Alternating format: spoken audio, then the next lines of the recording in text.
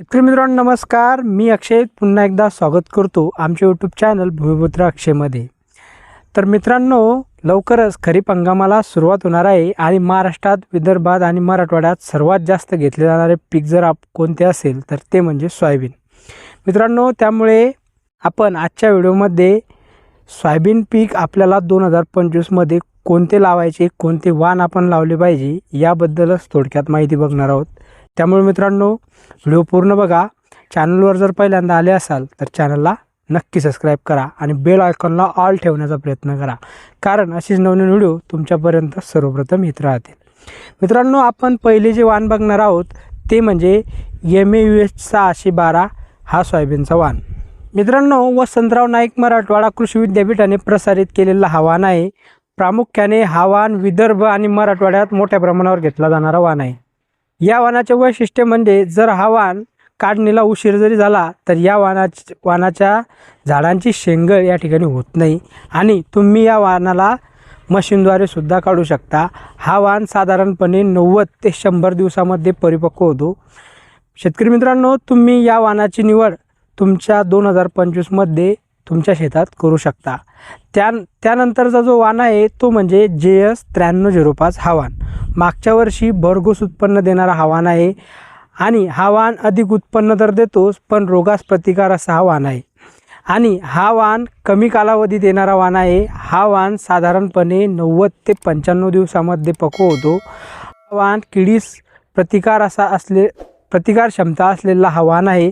त्यामुळे शेतकरी मित्रांनो तुम्ही 2025 मध्ये जर एखादा चांगला वाण बघत असाल तर तुम्ही या वाणाची निवड करू शकता।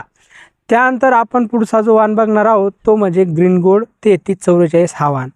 हा वाण 105 ते 107 दिवसामध्ये परिपक्व होतो। या वाणाची वैशिष्ट्ये म्हणजे या वाणाच्या झाडाला बुडापासून ते शेंड्यापर्यंत शेंगा लागतात। त्यामुळे शेतकरी मित्रांनो तुम्ही या वाणाची निवड करू शकता। जबरदस्त उत्पन्न देणारा हा वाण आहे।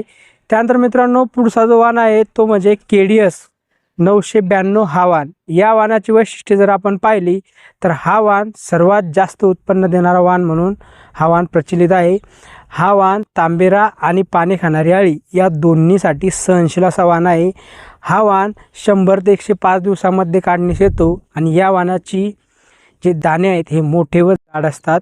या वाणाची शिफारस पश्चिम व उत्तर महाराष्ट्रासाठी या ठिकाणी केलेली आहे। मित्रांनो मागील वर्षी मराठवाडा व विदर्भ या भागात पाहिजे तसा रिझल्ट या वाणाने दिला नाही, कारण मागील वर्षी पाऊस कमी असल्यामुळे हा वाण पाहिजे तसा जमला नाही। यावर्षी सुद्धा ज्या शेतकऱ्यांकडे पाण्याची चांगली सुविधा आहे अशा शेतकऱ्यांनी हा वाण निवडावा अशी माझी विनंती आहे। त्यानंतर मित्रांनो पुढचा जो वाण आहे तो म्हणजे JS 9560 हा वाण। या वाणाची वैशिष्ट्ये जर आपण पाहिली तर या वाणाची फुले जांभळ्या रंगाची असलेला हा वाण आहे आणि कमी कालावधीत परिपक्व होणारा हा वाण आहे।